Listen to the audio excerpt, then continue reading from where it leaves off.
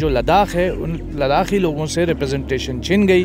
लद्दाख की कोई रिप्रेजेंटेशन नहीं रही, कोई आवाज़ नहीं रही और ब्यूरोक्रेसी अफसरशाही के तले लोगों के जो हुकूक है वो किसी तरीके से लोगों को नहीं मिल रहे हैं। मतलब विकास तो डिक्टेटरशिप्स में भी होता है, लेकिन हम चाहते हैं कि लोकतंत्र चाहिए। हम पिछले 4 साल में एक गेजेटेड पोस्ट की जॉब लद्दाख के किसी एक लोकल को नहीं मिली है। चाहते हैं कि हमारे नौजवान नस्ल का जो फ्यूचर जो है उसको सेफगार्ड हो, हमारे बेरोज़गार नौजवानों को नौकरियां मिले और हमारे जो माहौल को जो है वो प्रोटेक्शन हो, हमें रिप्रेजेंटेशन मिले। जम्मू कश्मीर में जब हम थे तो हमारे पास 4 MLA हुआ करते थे, उसमें यही कहा था कि हम 6 शेड्यूल लद्दाख को ला करके रहेंगे, लेकिन आज तक वो उनका वादा वफा नहीं हो सका। तो दूसरी चीज़ लद्दाख में असेंबली हो ताकि लद्दाख को स्टेटहुड मिले, ताकि लद्दाख में जो आइन साजी है वो लद्दाख के लोग लद्दाख में करें और लद्दाख के लोगों को ये हक़ मिले कि वो लद्दाख के लिए फ्यूचर के लिए किस तरह के फ़ैसले ले सकें या वहाँ की ट्राइब्स महफूज रहें, वहाँ का कल्चर महफूज रहे। लद्दाख ने बहुत सारी जंगें देखी, 47 से लेकर अब तक 65 की जंग देखी, 71 की जंग देखी, 99 की कारगिल वार देखी। जब देश को ज़रूरत होती है लद्दाख के लोग हमेशा सामने आए। देश में जो मौजूद सरकार है उसको लद्दाख को कुछ देना होता है तो वो इस तरह कंजूसी क्यों दिखाती है।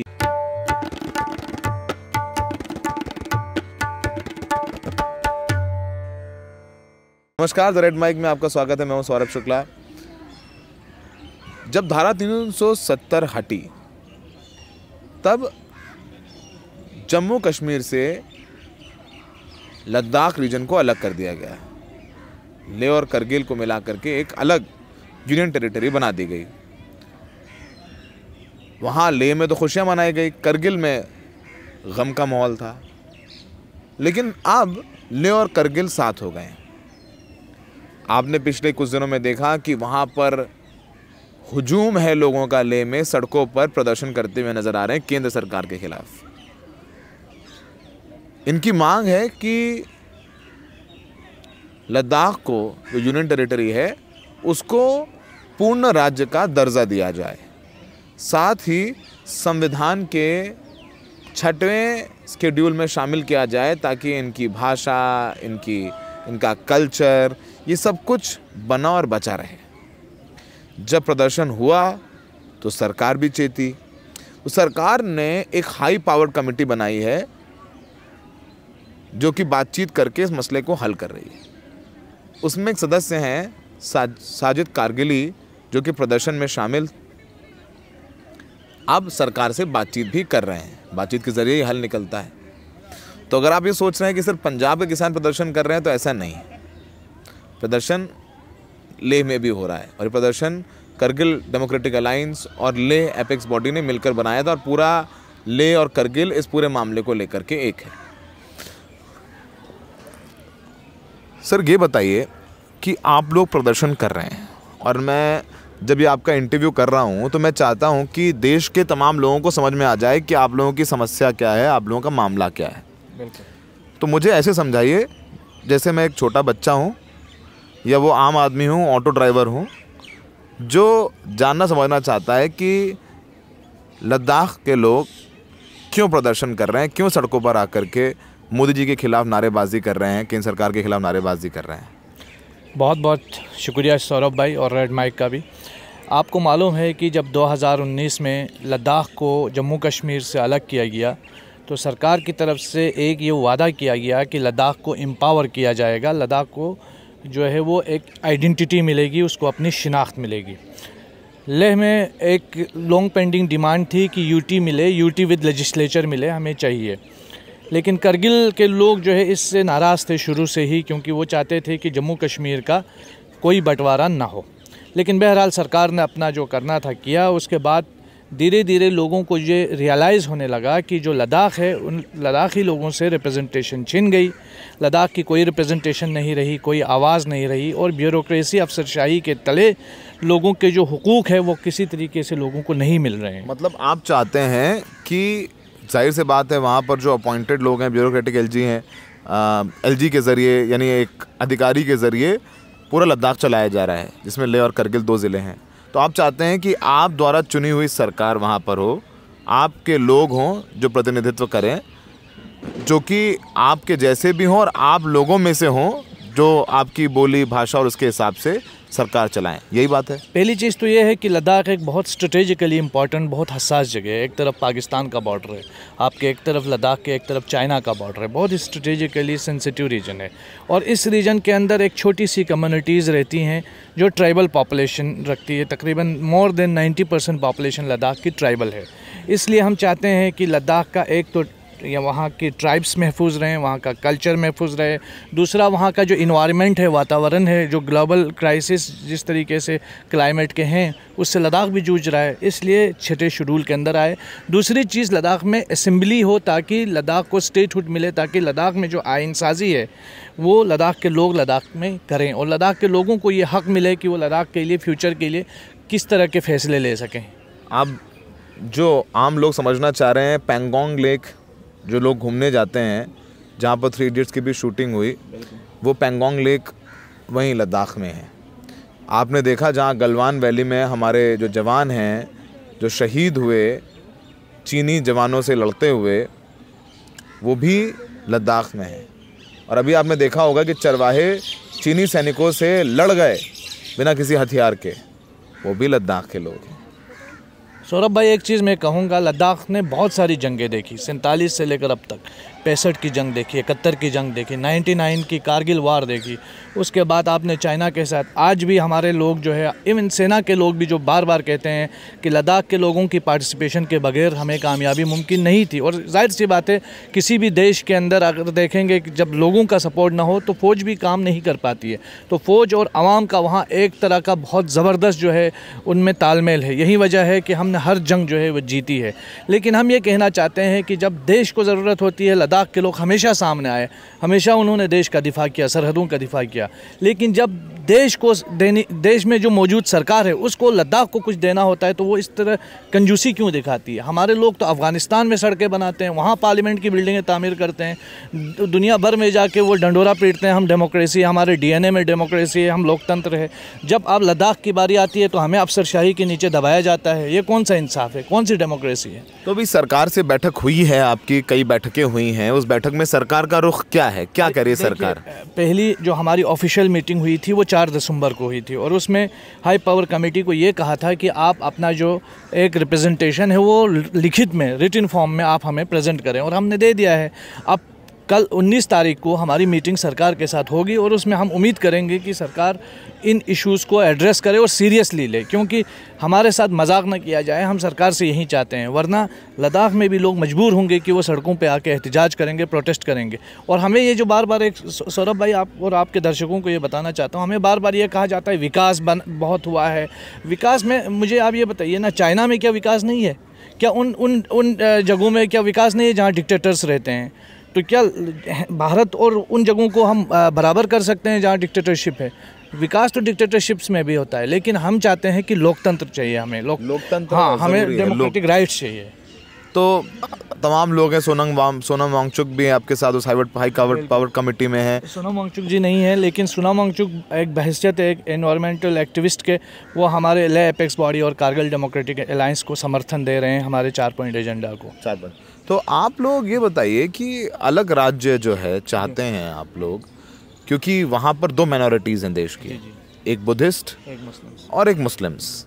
आप लोगों का आपस में तालमेल है? अच्छा, बिल्कुल है, और यही वजह है कि हमने ये जो 4 पॉइंट एजेंडा रखा है, ये हमने सबकी सहमति से, पूरे लद्दाख के अवाम सड़कों पर है और वो सबकी सहमति से हमने ये रिप्रेजेंटेशन, कल जॉइंट रिप्रेजेंटेशन सब ने मिलकर सरकार को दी है। और ये पूरे देश में मिसाल है। आज जब नफ़रत का माहौल हर जगह है, वहाँ लद्दाख के लोगों ने, वहाँ के बुद्धिस्ट, मुसलमान, वहाँ के सिख, हिंदूज़, जो भी माइनॉरिटी हिंदूज़ भी हैं, सिख भी हैं, हम सब एक साथ आकर के हम ये बोल रहे हैं कि हमारे लोगों का फ्यूचर जो है उसको सेव किया जाए।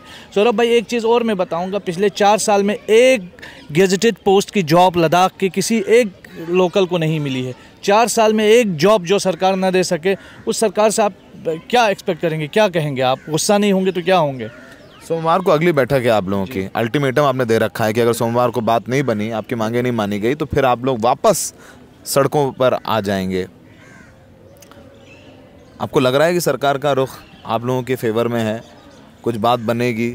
देखिए, फेवर में फीलर्स तो मिल जाते हैं ना, रुख तो साफ हो जाता है। देखिए, सरकार को बात माननी पड़ेगी, इसलिए माननी पड़ेगी, सरकार को ये सरकार जो है, आप देखें कि हिंदुस्तान की तारीख़ में बहुत सारी ताकतवर सरकारें गुजरी हैं। एक ताकतवर सरकार जो बहुमत के साथ है वो प्रेजेंट सरकार है, और इस सरकार का ये भी कहना है कि हम गारंटी भी देते हैं, हम हैं तो मुमकिन है सारी चीज़ें, और ये हम मास्टर स्ट्रोक भी लगाते हैं। तो हम उम्मीद करेंगे कि लद्दाख के हित में भी कोई मास्टर स्ट्रोक ये लगाएं और लद्दाख के इश्यूज़ को एड्रेस करें, क्योंकि आज लद्दाख के लोग फ्रस्ट्रेटेड हैं, लद्दाख के लोग डिसअपॉइंटेड हैं सरकार के फैसलों से, अफसरशाही से, और हम चाहते हैं लोगों के जो सेंटिमेंट है, एस्पिरेशन से, उसका एहतराम करें। लेह में तो सांसद बीजेपी के हैं, जामयांग। बिल्कुल यही वजह है। तो मतलब बीजेपी का तो सबसे पहला मैनिफेस्टो भी 6 शेड्यूल का था। बीजेपी ने जो मैनिफेस्टो लोकसभा इंतखाबात में भी और काउंसिल लेह के इलेक्शंस में भी जो अपना मैनिफेस्टो प्रेजेंट किया था, उसमें यही कहा था कि हम 6 शेड्यूल लद्दाख को ला करके रहेंगे, लेकिन आज तक वो उनका वादा वफा नहीं हो सका, तो वो तो अपने वादे से मुकर गए। हमारे जैसे मैंने कहा कि एक ऑटो ड्राइवर को समझा रहे हैं आप अपनी प्रॉब्लम, सौरभ शुक्ला को नहीं समझा रहे हैं, ताकि देश के लोग भी आप लोगों को की बात समझें कि आप लोग क्यों प्रदर्शन कर रहे हैं।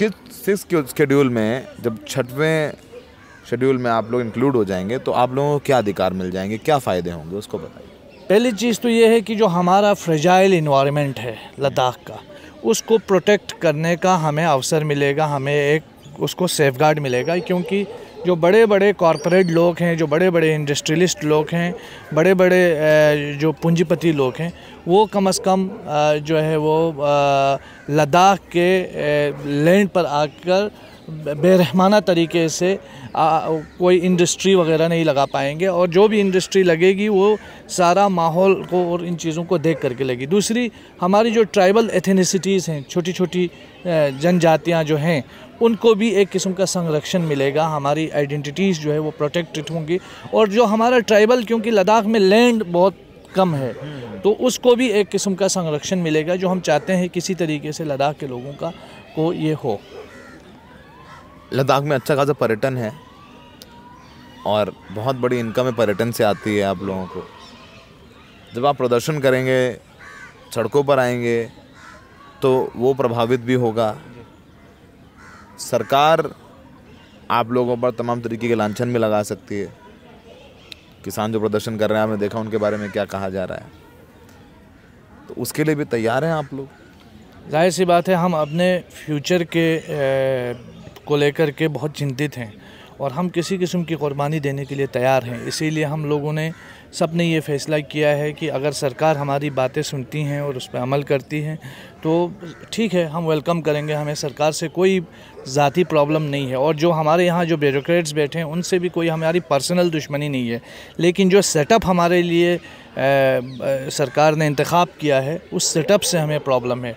तो अगर वो नहीं हटाया जाता है तो हमारे पास और कोई वे आउट नहीं है सिवाय इसके कि हम सड़कों पे उतरे, प्रदर्शन करें, स्ट्राइक करें, और जो डेमोक्रेटिकली और पीसफुली जो अपना प्रदर्शन है वो हम करें। हमारे देश के जो जितने भी निर्माता थे, और ख़ासकर गांधी जी का जो आंदोलन है सत्याग्रह का, और जिस तरीके से पिछले साल भी लद्दाख के अंदर बहुत सारे लोगों ने, और ख़ासकर सोना वांगचुक जी ने, और भी हमारे लेह और कारगिल के लोगों ने मिलकर जो सत्याग्रह सर्दियों में -17 में -19 में किया था, हम मजबूर होंगे उसको रिपीट करने के लिए, क्योंकि हमारे पास और कोई वे आउट नहीं। हम चाहते हैं कि हमारे नौजवान नस्ल का जो फ्यूचर जो है उसको सेफगार्ड हो, हमारे बेरोज़गार नौजवानों को नौकरियां मिले, और हमारे जो माहौल को जो है वो प्रोटेक्शन हो, हमें रिप्रेजेंटेशन मिले। जम्मू कश्मीर में जब हम थे तो हमारे पास 4 MLA हुआ करते थे, 2 लेह से, 2 करगिल से, और 2 MLCs हुआ करते थे, और हमारे पास इतने पावर तो थे कम से कम कि हम जम्मू कश्मीर जैसे स्टेट का चीफ मिनिस्टर हम चूज़ कर सकते थे। भागीदारी थी। आज तो हमें बिल्कुल सड़क पे लाया सरकार ने, कौन सा हमें एम्पावर किया, बड़े ढंढोरे पीटे गए। अब हमें बोलते हैं कि हमने यहाँ सड़कें बनाई, कि हम सड़कें खाएंगे? हमारा फ्यूचर का सेफगार्ड होना बहुत ज़रूरी है। हमें डेमोक्रेसी, हमें डेवलपमेंट तब इम्पॉर्टेंट, डेमोक्रेसी और डेवलपमेंट जो है वो हैंड टू हैंड जाना चाहिए। सिर्फ डेवलपमेंट से काम नहीं बनेगा, डेमोक्रेटिक राइट्स का रेस्टोरेशन भी बहुत ज़रूरी है। एक सवाल और जहन में आ रहा था, आप क्योंकि जिस तरीके से मैं जब ले गया था तो वहाँ पर प्रधानमंत्री मोदी के बड़े बड़े होर्डिंग्स हैं, मोदी की गारंटी को लेके बातें हैं, उज्ज्वला योजना के बारे में बातें हैं, तमाम तरीके का प्रचार है, और वहाँ के सांसद भी जाहिर से बात है लेके बीजेपी के, हमने उनसे बात की थी जब गलवान वाला मुद्दा चल रहा था, तो उन्होंने बोला कि हम तो अक्साई चीन भी ले लेंगे, मुझे याद है उनका बयान था। तो कूटनीतिक तौर पे भी बहुत ज़रूरी है लद्दाख। एक तरफ जैसा आपने कहा चीन का बॉर्डर है, एक तरफ पाकिस्तान का बॉर्डर और करगिल युद्ध में तमाम मुखबरी करगिल के लोगों ने करी, कहाँ क्या है। सबसे पहले करगिल के लोगों ने ही बताया कि किस तरीके से घुसपैठ हो गई है। तो आप लोगों का प्रदर्शन करना, सरकार ये भी कह सकती है कि आप प्रदर्शन कर रहे हैं तो वो इलाका भी डिस्टेबलाइज हो सकता है। देखिए ना, एक चीज़ जैसे जाहिर सी बात है, मच्छर सबको काटता है, मलेरिया उसको होता है जो अंदर से कमज़ोर हो। अगर मान लीजिए जिस देश के अंदर एक ट्रस्ट डिफिसिट पैदा हो, लोगों का एतमाद ख़त्म हो जाए डेमोक्रेसी पर से, तो वहाँ अब हमारे नौजवान हैं आज जो बेरोज़गार हैं, जो गलियों में घूम रहे हैं, वो कहाँ जाएंगे? उनके पास क्या अपॉर्चुनिटीज़ है, सरकार क्या दे रही है? तो इन चीज़ों पर सरकार को सोचना चाहिए ना। कल को कारगिल डेमोक्रेटिक अलायंस या ले एपेक्स बॉडी तो उन जवानों को हर किसी को कंट्रोल नहीं कर पाएगी। तो जाहिर सी बात है कि इस तरह के क्राइसिस तब जन्म लेते हैं जब लोगों के अंदर फ्रस्ट्रेशन हो और डेस्परेशन हो। उस चीज़ को कंट्रोल करने के लिए सरकार को चाहिए कि इन 4 मुद्दों को जल्द अज जल्द एड्रेस करे, क्योंकि जैसे कि आपने सही बताया कि कारगिल के लोग हों या लेह के लोग हों, बॉर्डर के खासकर लोगों ने हमेशा देश की सेवा की, चाहे ईयर्स का काम किया सरकार के लिए, देश के लिए। मैं सरकार के लिए नहीं कहूँगा, देश के लिए। लेकिन आज जब देश को बारी आती है तो सरकार उनको धक्के क्यों मार रहे हैं? हम तो चाहते हैं, लद्दाख के लोग चाहते हैं कि इस देश की ताकत बने, हम कमज़ोरी बनना नहीं चाहते हैं। अब ये सरकार है कि जो धकेल के कमज़ोरी बना रही है, तो ये उसकी जिम्मेदारी है कि उसको ठीक करें। सोमवार की बैठक में अगर बात नहीं बनी तो फिर क्या रणनीति है आप लोगों की? अभी कल हमारे ले के जितने भी लीडर्स हैं और कारगिल डेमोक्रेटिक अलायंस के वो आए हैं। हम लोग बैठ के बातचीत से पहले भी बात करेंगे और बातचीत के बाद भी जो फ्यूचर कोर्स ऑफ एक्शन है वो जॉइंटली हम तय करेंगे। और हमारा कोई इशू एड्रेस न होने पर हमारे पास और कोई चारा नहीं होगा, वे आउट नहीं होगा, सिवाय कि हम प्रोटेस्ट करें और धरने पे बैठ जाएं, एहतजाज करने के लिए। तो आपको करगिली साहब ने समझाया, क्योंकि मुझे बहुत कुछ नहीं पता था, इन्होंने समझाया, साफ़ किया कि 6th शेड्यूल में जब ये सम्मिलित हो जाएंगे तो उनको किस तरीके के फ़ायदे होंगे, किस तरीके से इनका भूगोल, इनकी अर्थव्यवस्था, इनकी परंपराएं, इनका रहन सहन दूसरे हिस्सों से अलग है और हमारा देश विविधता में एकता वाला देश है। तो वहाँ इनका कहना है कि हमारी जो सरकार चल रही है वो चला रहे हैं एलजी साहब, जो कि दिल्ली से अपॉइंटेड हैं। ये चाहते हैं कि यहाँ वहाँ पर जमहूरियत हो, यानी डेमोक्रेसी के तहत असेंबली बने और जो वहाँ के मुख्यमंत्री हों वो उनके बीच से हों। जैसे उत्तर प्रदेश में, दिल्ली में, हरियाणा में, पंजाब में, वैसे ले करगिल में भी जो 2 ज़िले हैं उनको मिला के लद्दाख बनाई हुई टेरिटरी, वहाँ पर भी वो अधिकार जो हमारे हैं इनको ही मिले, क्योंकि ये वाकई में स्ट्रैटेजिक तौर पर बहुत महत्वपूर्ण जगह है और सरकार भी उस बात को समझ रही है। यही वजह इनसे बातचीत कर रही है। अब सोमवार की बैठक निर्णायक साबित हो सकती है, नहीं हुई तो फिर ये लोग आगे प्रदर्शन करने पर मजबूर रहेंगे। सोनम वांगचुक कर रहे हैं कि वो आमरण अनशन करेंगे। अब तमाम लोग हैं जो इनको कुछ भी कह सकते हैं, पर हमने कोशिश करी कि आम जनता को, एक ऑटो वाले को, एक घर में खाना बना रही गृहिणी को, इन सब लोगों को समझ में आ जाए कि ये लोग क्यों प्रदर्शन कर रहे हैं। सहयोगी शायन के साथ Saurabh Shukla, the red mic.